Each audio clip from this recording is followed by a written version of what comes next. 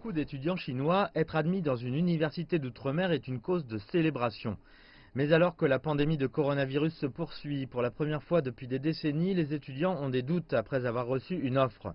Chez New Oriental Education and Technology Group, la plus grande société chinoise de services d'éducation en anglais, Sun Trao, président de la direction de Vision Overseas Consulting de la société, affirme que le Covid-19 est devenu la plus grande préoccupation pour les étudiants chinois d'étudier à l'étranger. Et de nombreuses universités internationales sont encore fermées, certaines lançant des cours supplémentaires en ligne à l'automne, anticipant une deuxième onde de coronavirus. Nous avons fait un sondage auprès de nos étudiants. Parmi tous ceux qui ont obtenu une offre des universités britanniques, environ 75% décideront d'aller au Royaume-Uni et de s'inscrire si le Royaume-Uni ouvre ses portes. 20 autres pourcents devront probablement remettre à plus tard leurs inscriptions jusqu'à la prochaine année académique. Et seulement un très petit pourcentage, environ 3 à 4%, décidera de renoncer totalement à leurs études au Royaume-Uni.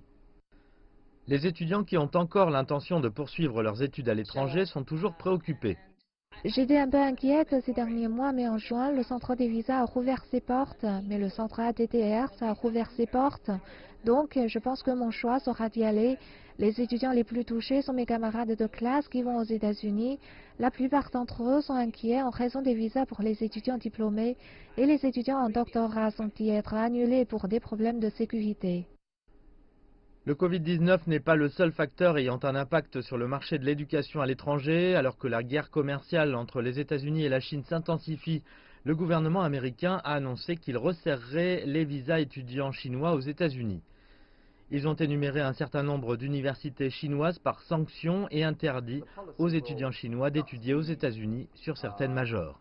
La politique ne s'adressera pas à la grande majorité des étudiants chinois.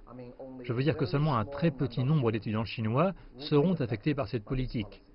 Mais cette politique nous donnera une très mauvaise image de l'éducation des États-Unis et de l'attitude des États-Unis envers les étudiants chinois. Avant, les États-Unis étaient certainement la place numéro 1 pour les étudiants chinois en raison de leur haute technologie et en raison de leur avancement dans la technologie et l'éducation. Mais ces dernières années, je pense que les étudiants chinois ont plus de choix. Leurs destinations sont plus diversifiées. Ils peuvent choisir le Royaume-Uni et vous pouvez voir que le nombre augmente considérablement au fil des ans. Et aussi, les étudiants aiment choisir l'Europe, comme l'Allemagne, et certains pays d'Asie, comme le Japon. Le Japon est très sympathique pour les étudiants chinois et Singapour aussi. Dans le monde entier, la Chine est le plus grand marché de l'éducation à l'étranger et les étudiants chinois sont également devenus les sources de revenus les plus importantes pour certaines universités internationales.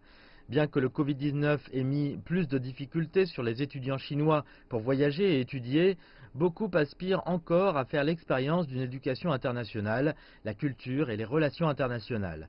Mais où doivent-ils aller? C'est une question qui va maintenant demander plus de réflexion.